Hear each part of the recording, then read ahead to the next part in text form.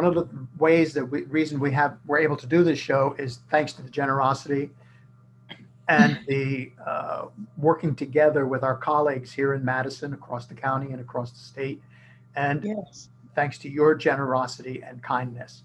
So the first thing I want to do is acknowledge and encourage you to support all the wonderful businesses as we move towards coming out of this pandemic situation.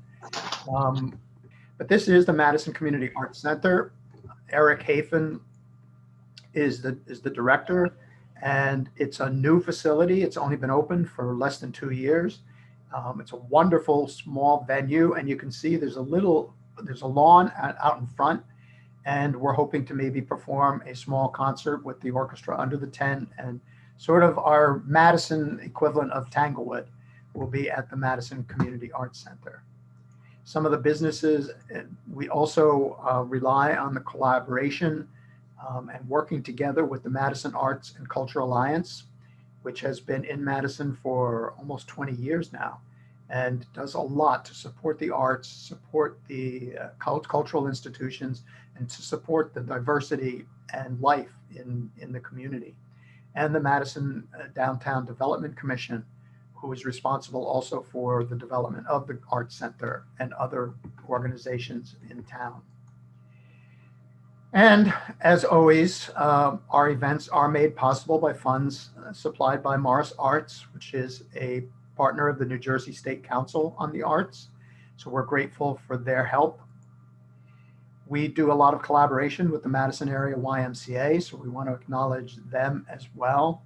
Many of you have been to our collaborative concerts, these wonderful Broadway and opera concerts. We are grateful to the Madison Rotary for their help, for their sponsorship, and for all that we do together in the community. Some of the businesses that we collaborate with and are part of the Baroque Orchestra family, Romanelli's, where we go to for parties and post-concert events. The Madison Bagel Cafe, which is where I go to compose, and a lot of us go to meet and just be part of the community and active together.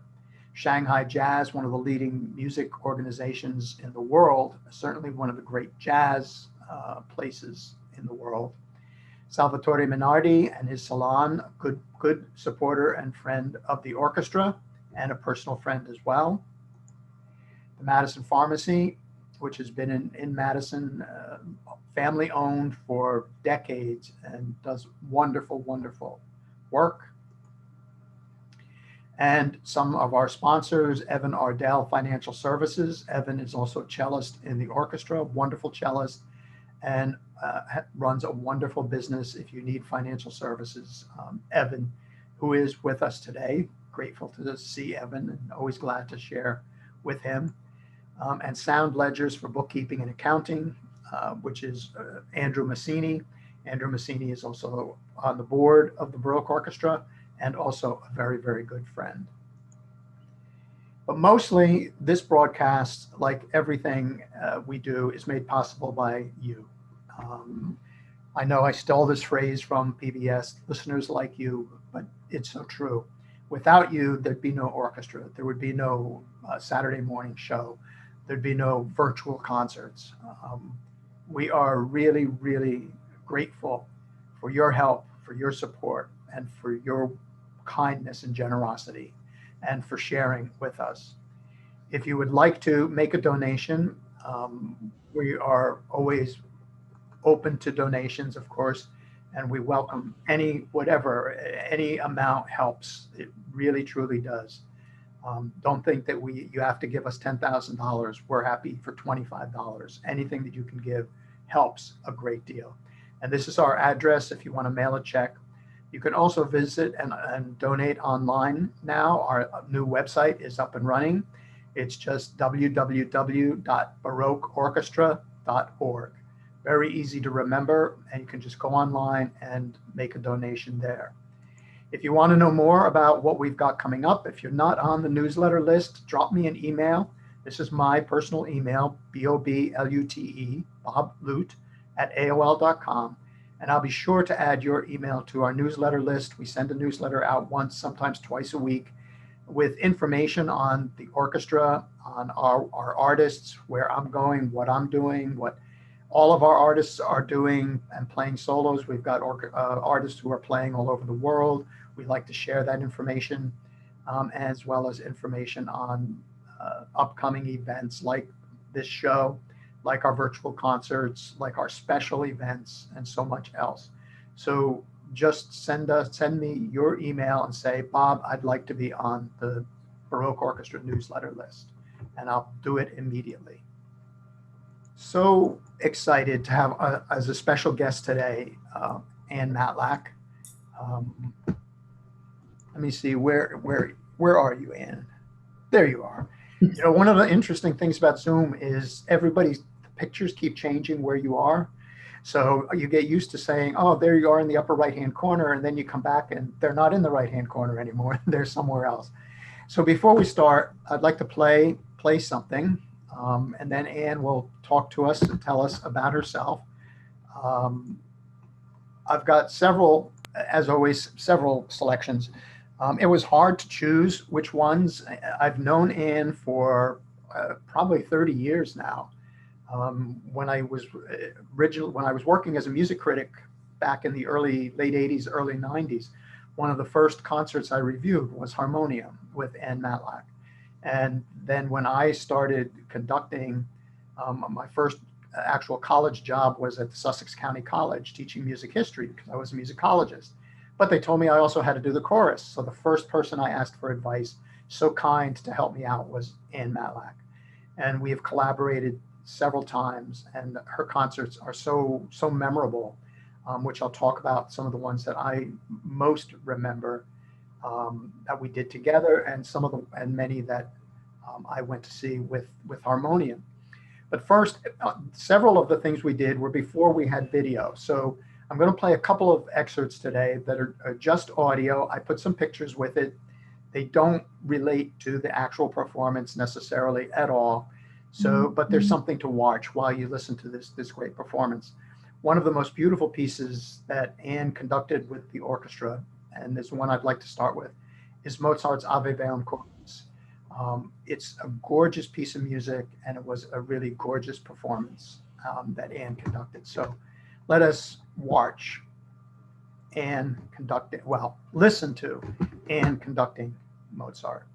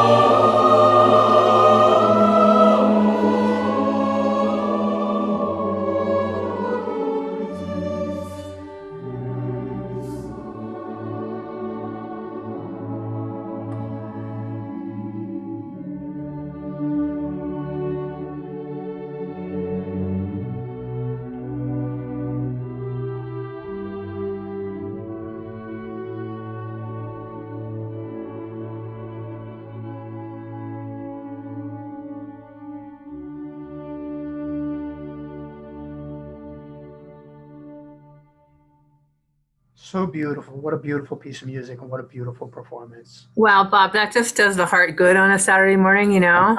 To me, that's Doesn't like it? a perfect piece of music, that Mozart Ave Verum. It's just one of those pieces that's you couldn't change a note. It's so great. And what a privilege for me to get to wave my arms around and actually conduct it. I'm pretty sure that was my church choir, and they did sound beautiful. Yeah, Um, I think it we was. do that. We do that every year. Every other year probably on Maundy Thursday. It's one of our go-to pieces. And my church choir knows that I can get kind of bogged down in rehearsal because I'm so into all the details in that exquisite piece of music. So normally they just have me at the organ and like nodding my head. So that was nice to be able to do. Good. Well, Anne, tell us a little bit about yourself. Who you are, what you've done, whatever you'd like to share. Well, I wear two major hats, and that's Grace Church and Harmonium. I see many friends here, so I know many of you know me. This is Grace Church. Like if you're at Grace watching a Bob concert, this is what's behind you in my virtual background here, the rose window, and one of my choirs from several years ago, the kids. So I've been at Grace for 34 years. I can only remember by the age of my daughter. Oh, no, that's Harmonium. No, wait a minute. Anyway, a pretty long time. Let's put it that way. Grace is 30 years, Harmonium's 34. So, and it's a wonderful way to be able to make music with all ages. Like I work with the youngest kids through the adults, pretty much cradle to grave. And I'm the organist and the choir director. And then it was just such a wonderful thing to have the Baroque orchestra come, and for a while they were the orchestra in residence before you went over to St. E's when they got their new facility. And I think that the combination of the beautiful acoustic of Grace Church with the orchestra is a particularly nice one, right? Those Yeah, stone floors and whatnot. Um, yeah, I grew up, I always loved music, and I was a pianist and a flutist, and I went to Yale as an undergrad, and I didn't know how I was going to combine all my loves of literature and music, and it all came together for me in choral music. So that's how I ended up going into choral music. And I went to University of Cincinnati, where I got my master's and ultimately my doctorate in choral conducting, and still with a concentration in organ and orchestral conducting. And then I worked in New Haven for a while. I worked at the Presbyterian Church in New Vernon for a while, and I was lucky enough to come to Grace Church. Was just a great place for me to build a program. So the other hat being Harmonium Choral Society, and that is 100-voice choral society with a chamber group, a chamber ensemble. That's both groups are auditioned. We do all sorts of different things, and most of you know that. And I hope you will check out our website, harmonium.org. It's been really challenging in pandemic for both of these groups, and I do want to talk about that at some point. But Harmonium, I don't know, Bob, help me out here. Where should I start? There's a lot to say. Well, I'm not sure, but I have a couple of things. Let me play something else first. And then because I do have some questions about a couple that to ask you, and as we go along. We collaborated several times that Anne conducted, several times Anne prepared the chorus and I conducted. And I want to play short pieces from two. The very first thing we did, we came to Grace Church. I remember where we started in Boonton, and all of a sudden we couldn't play in the places we were playing. And I called Anne, and I said, Anne, do you know of any venue where I could bring the orchestra? And that's when she said Grace Church. And of course, and she's right. The acoustics in Grace Church are magnificent. When I listen to the recordings we make at Grace Church, it's like no other place that we record. It is truly shimmering. I don't even know how to describe it. The musicians in the orchestra themselves, they say it sounds like gold. Music somehow has a golden sound to it. It's so beautiful. But very first thing we did, which was the second year, 2003, we came to Grace Church in November 2002. And in the fall of 2003, we collaborated on a magnificent performance of Henry Purcell's Dido and Aeneas. And in fact, Anne's daughter, Virginia, sang one of the lead roles, Belinda. And so I want to play the final chorus because that too is very beautiful. And then a few years later, we collaborated on a historic performance of Alessandro Scarlatti's oratorio La Giudita, which we discussed on Bach, Bagels, and Bob last time. Great historian Jude Pfister is with us today as well, who discovered this manuscript at Washington's headquarters, and I edited it, and Anne provided the chorus. It's an interesting piece in that some of it sounds very Handelian almost, but others of it sound almost Monteverdian. So I want to play these two Baroque pieces, and then Anne, I'm going to ask you a question about preparing and conducting Baroque music. Sure. Let's listen to a few things first.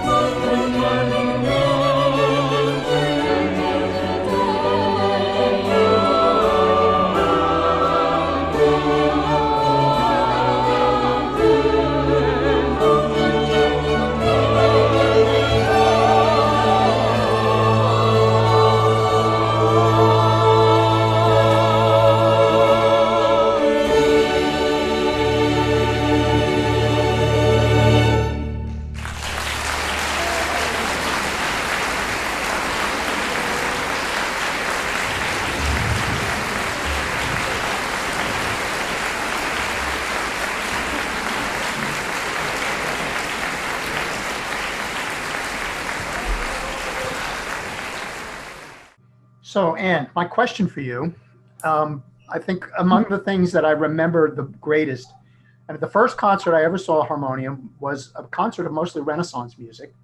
I wrote the review thing, and I felt like I was watching the Renaissance greatest hits, because you did Lasso and I mean, La Suze and so many other great songs.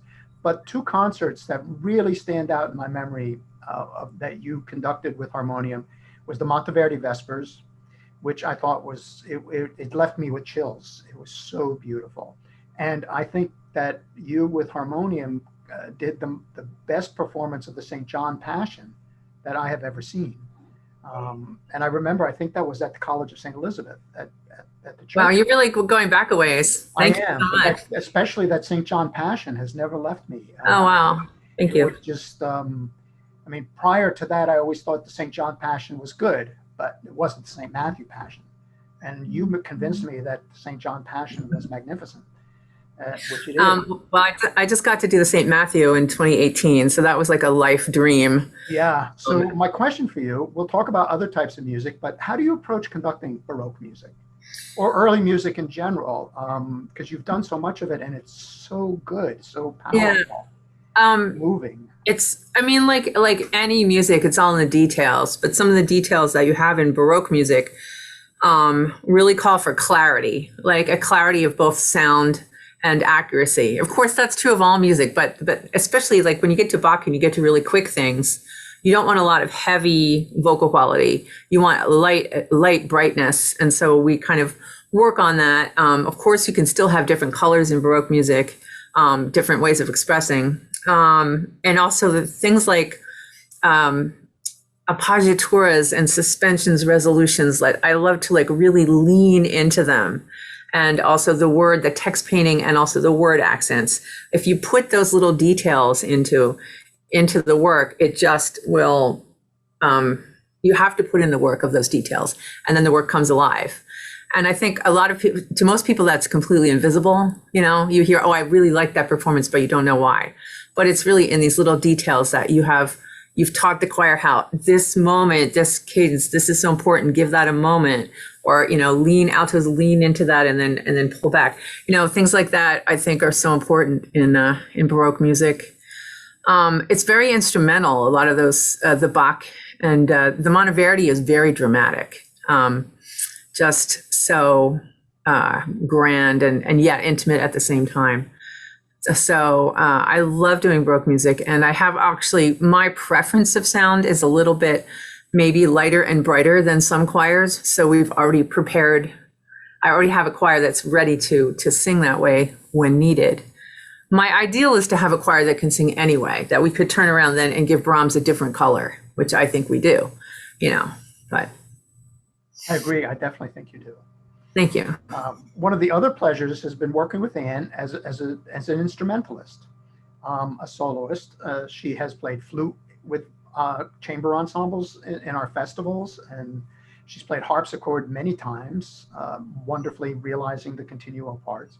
It's fun that we have a harpsichord at church, except for the tuning it every time part. Yeah. But Anne also has played organ. I mean, she's a wonderful organist, and she's done a Handel concerto.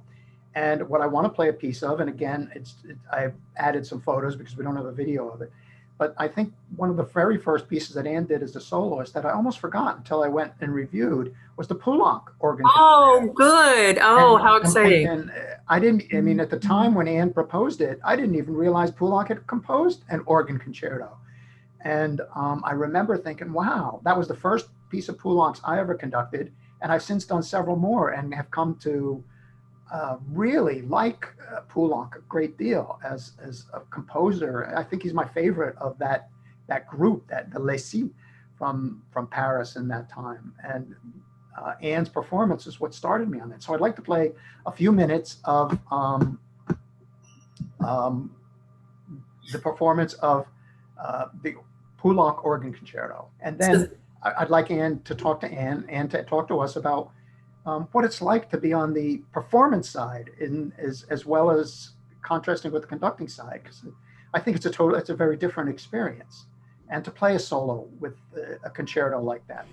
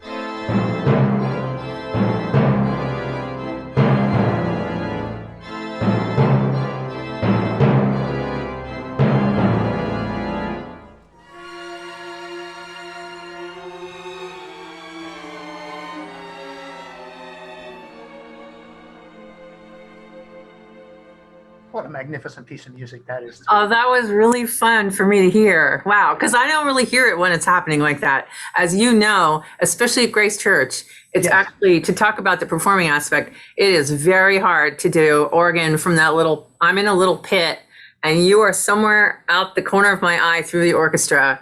And when I hear the orchestra, they're bouncing off the back wall back at me. So it's like you and I kind of trusting each other to hit the play button and keep it together. And also you have to give credit to the pieces for strings, organ, and timpani. Yeah. Was that Adrian? Do you know? Yeah. Adrian Ostrander, my great friend Adrian. So she's also like a rock to play with. So then you can hear that timpani coming. You know, I'm right on. It's okay. I'm on.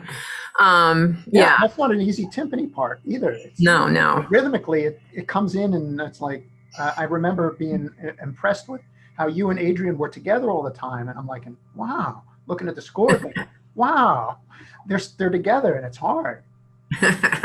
Sometimes I think the percussionist is really in charge. I know that. I know that with the various harmonium performances, because I've in turn stood in that church, you know, and conducted harmonium, splitting a little tiny hole through which I can see that little sight line to the organist, you know.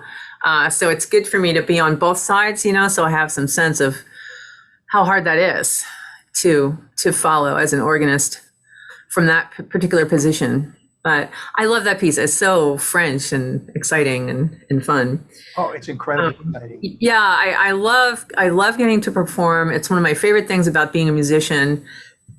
As I started to say earlier, as I was trying to figure out what to do with my life, I've always really kind of wanted to do everything. And I had a lot of teachers when I was younger who wanted me to drop everything and just do their thing. You should quit the flute and just practice the piano because then you'd be really blah, blah, blah. You should quit the piano and just practice the flute because then you blah, blah, blah. You know, like, I'm like, just going to keep going on along the way I am and something will work out, you know, and, even in college, it's not like I was going to become a professional flutist in an orchestra, which is sort of the be all and end all I guess people are working towards. But I think there's really something to be said for becoming an excellent all-around musician, especially if you end up as a conductor or composer. The more you know, the more you've actually experienced. As you saw in Scarlatti, I like to sing with the choir when I can. If I'm not conducting and I've prepared you, I'd like to stand up and sing with you. So I think that makes me a better conductor in the end. And yes, maybe I'm not the soloist, but it's funny, in organ, I guess I was a soloist and I sounded much better than I expected to just then. I do not have any degrees in organ. I mean, I took the organ. I grew up singing in a church choir. That's really the bottom line. Here I am teaching children how to sing in a church choir. And that was the most influential thing to put me where I am today. So I was singing in this wonderful Episcopal church choir in Philadelphia, St. Paul's Church, with Rick Alexander. And one day, maybe 8th grade or so, I was, you know, before choir practice, sit down at the piano and I'm showing off by playing some Bach invention as fast as I possibly can, even though that's not how it goes. And he saw something in me and he's like, you should take the organ with me. And I was like, oh, okay. So you could pay your way through college. And he was kind of right. So I did. I started taking organ in high school and was able to study on this beautiful, beautiful instrument. I had no idea that I was completely privileged and studying on this huge Aeolian Skinner, E.M. Skinner organ at St. Paul's. So when I got to college, again, you're trying to find yourself. I'm at Yale. I'm taking all these academic courses. I'm a music major. I decided one year after singing the chapel choir, I better take the organ. I realized I really wanted to go into choir, into choral music. And I thought, I think I should take up the organ again. It will help me get a job. One of the better thoughts I ever had in my life.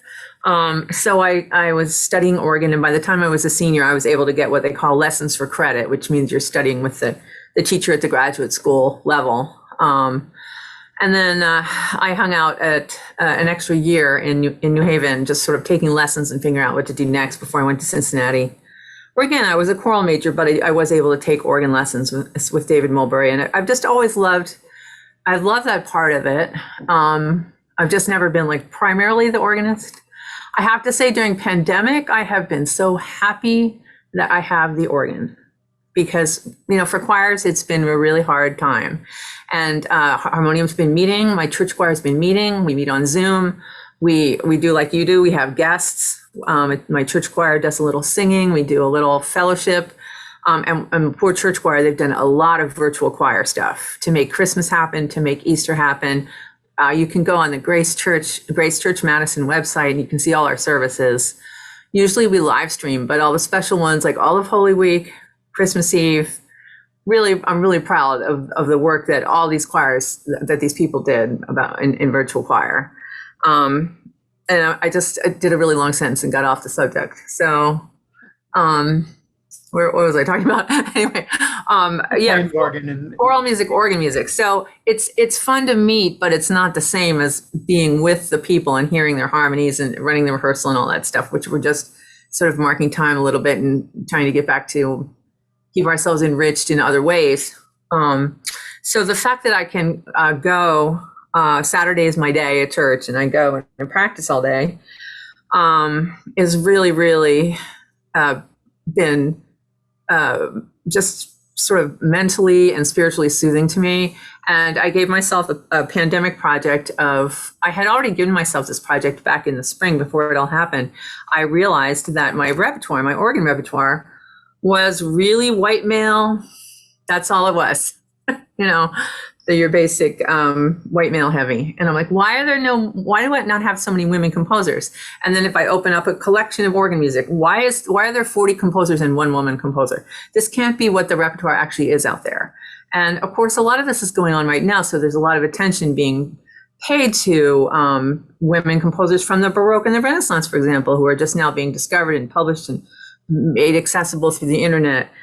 There's a lot of fantastic women composers who are right now composing, but you might have to do a little more work to find them. There's amazing organ repertoire by Florence Price, just beautiful stuff that I've really enjoyed learning a couple so far, and I've just ordered her sonata. So it's been fun to be able to do a kind of a process. Like I have hours to practice, and I'm just trying to expand my range and become a better player without the just pressure of, because I have to do this, this, and this. And normally on a Saturday in real life, I'd be running around doing a million other things and concerts and harmonium. And so it's been really great that I can make music by myself at the organ, which was not my first choice of making music, but I'm glad I have it. And that's great. I mean, during the pandemic, I think anything that we can do is a blessing. Yeah. To get so I did do a concert. I should say something about our collaboration that I didn't mention yet. I see my husband finally came on the Zoom because he's been putting stuff in the chat. So Grace Community Music is the music outreach of our church. It's the concert series, and it was founded when Javis and I got married. We were both coming from, former marriages, former families. We were having a yard sale. We were not asking for presents. So we asked for donations to the church and started this concert series, Grace Community Music. And so it was a great fit when you guys came to be part of it. And even now you're still part of it, both with the summer festival when we're live. And also I should tell the funny story about the Wassail concert, because one year when you were going to have the Wassail concert at St. E's, they closed the whole campus for the whole weekend on a weather report that there was going to be a blizzard, that there was not a drop of snow. Nothing. But you had to cancel your concert. And I said, look, this is a church. If you want to have a Sunday concert, there's a good chance that it'll be plowed out by 3:00 because we'll be having church in the morning, no matter what. So that's why the Wassail concert moved back to Grace. We're really happy that we're still there for the Wassail concert. Yeah, a little side note. And then we started collaborating with maybe my Gargoyles, especially sang on a few of the Wassail concerts. So the Gargoyles are the name of my tenor and bass teen boys group that started. Wow, they're getting old now too. Maybe why don't we listen to the Sure. Gargoyles? Sure. Take a minute, long as you mentioned them.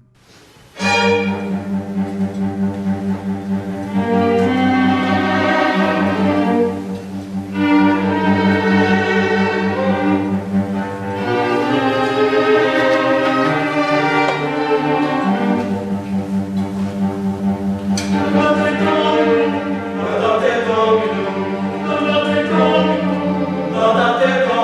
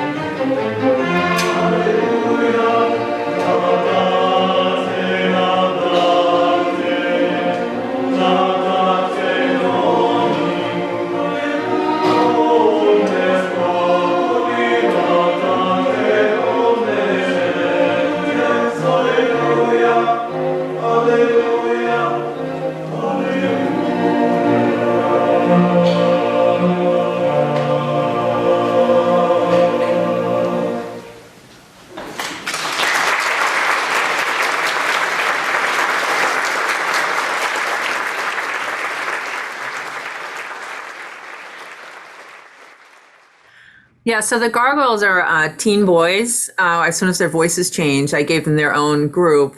I started this, again, I don't remember now. I'd have to look in my files. Maybe 15 years ago, I had some boys graduated from the American Boy Choir School in Princeton, and they graduated 8th grade, and they came back to Grace, and they really needed a challenge. And I knew that they could do it. So I knew I had these core boys, and then I had some other kids whose voices changed kind of early, like a 6th grade bass and whatever. I mean, so I was like, I need something just for the guys to like kind of be together, navigating their voice change and enjoying that.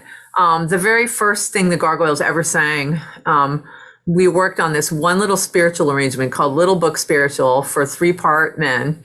And it was the only song they knew how to sing. But they opened up for an a cappella jamboree for the Colgate 13. So they went on, they sang their song, all the girls screamed.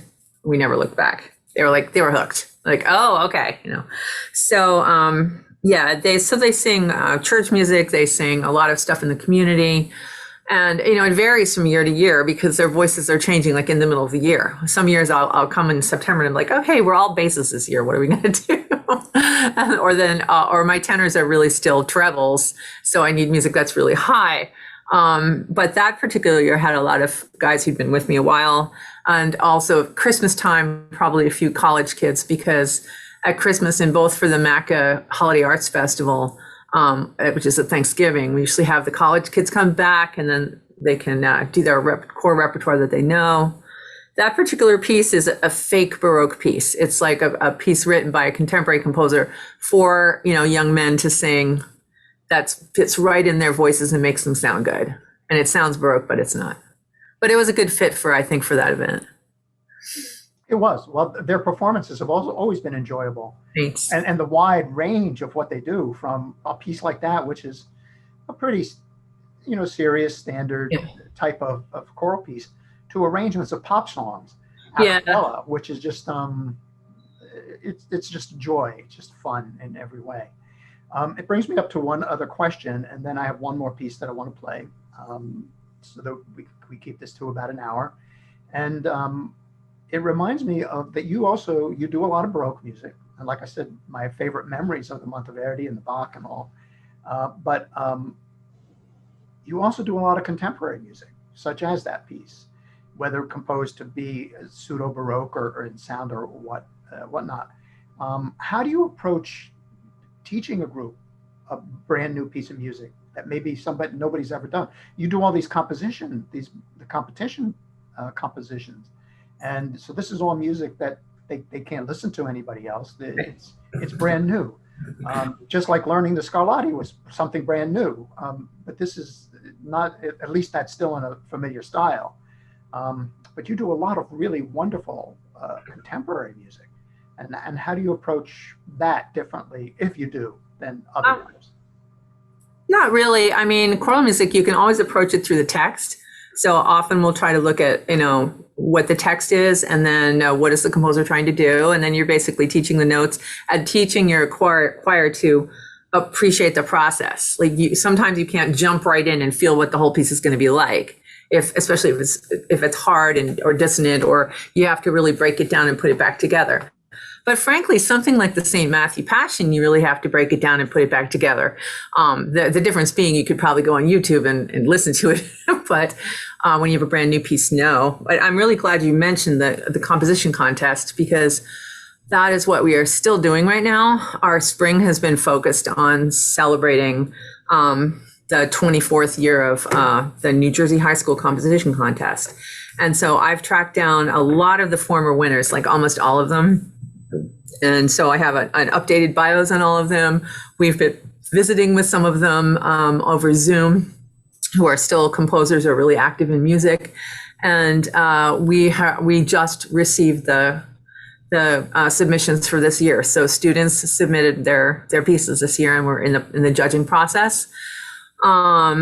And then the other thing is that last year we also had, we received pieces and we named winners, but of course we couldn't perform their pieces. And we were like, oh, we'll wait until we can do this, in person next year. And then we're like, this poor guy who won last year, I'm like, you know what, let's do his piece virtually so he doesn't have to wait anymore. So my chamber singers will, they just finished submitting all their stuff for a virtual choir piece of last year's winner. So we're going to premiere the virtual choir of last year's winner, who's now at NYU, and then we'll announce this year's winners, and we'll visit with some of the former winners, and like you do, play some compositions either of the winning pieces or those composers' pieces that we've done since.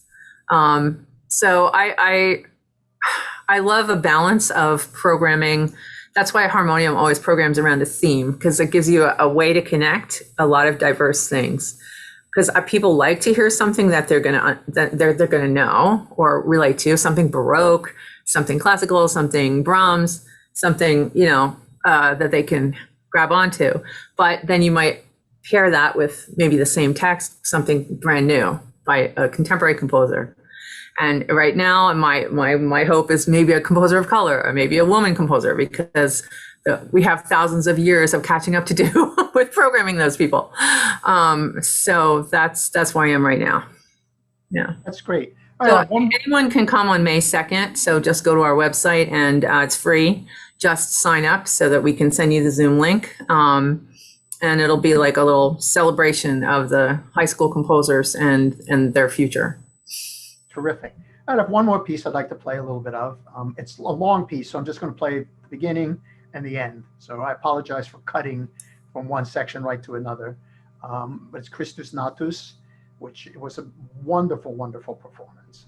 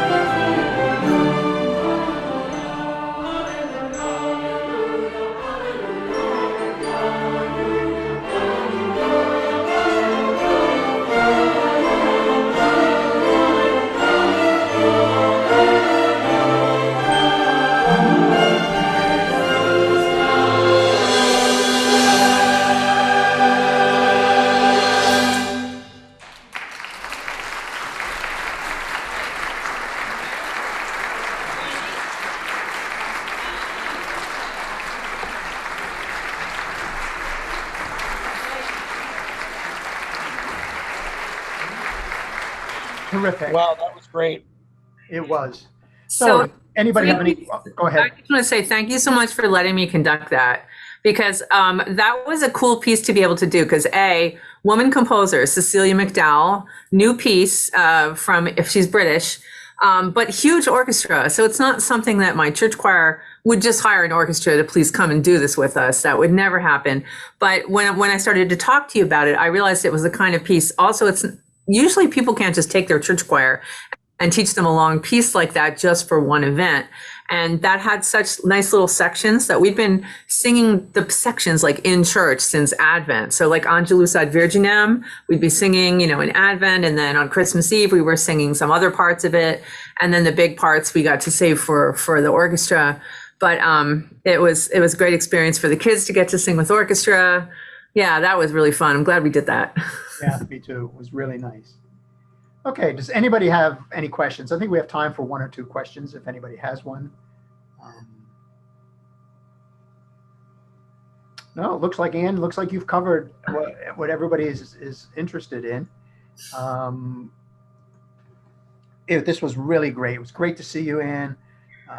Great to see everybody. Just want to acknowledge quickly that we do have some Baroque Orchestra members here and some board members and volunteers. Especially want to acknowledge board member emeritus Claire Roth, who is so kind to join us and helps us in so many ways. I know I acknowledge Jude Pfister, who is a great friend of the orchestra and has helped us in so many collaborations. Musicians in the orchestra, Hui Wang, Peter Howard. I saw Peter somewhere. I'm not sure where he is on this gallery of people. It's a pleasure to have you with us. Volunteer Carolyn Fagan, who actually is in charge of our volunteers, is such a huge help. And our board members, I know Molly Ball. I saw Molly arrive earlier. There's Peter. I see Peter. Evan Ardell, Douglas Anderson, and our president, Joanne Bates. Thank you for joining us, for all your support. If you have any questions about the orchestra, please, you can either ask them or through a private chat or contact them at some point. As I said, just email me if you want to be on the newsletter list so you'll know when the next event is, when the next concert is, and just so that we can stay connected and stay in touch. So one last time, thank you, Ann Matlack, for joining us. It was a really great pleasure. So much. You're welcome. I hope some of you do come on May 2nd. So just go to the Harmonium website and check that out, because I love to support the young composers, and I'd love to have lots of people there for them, So it's a Zoom, of course. Yeah. Terrific. All right. I Thanks, Bob. hope the next time we all get together like this, we're in person. And Yes, nice meeting you. Able to celebrate. And Thank you, Bob. Stay well. Have a great weekend. And thank you, Bob. Bye. Bye-bye. Bye-bye. Thank you.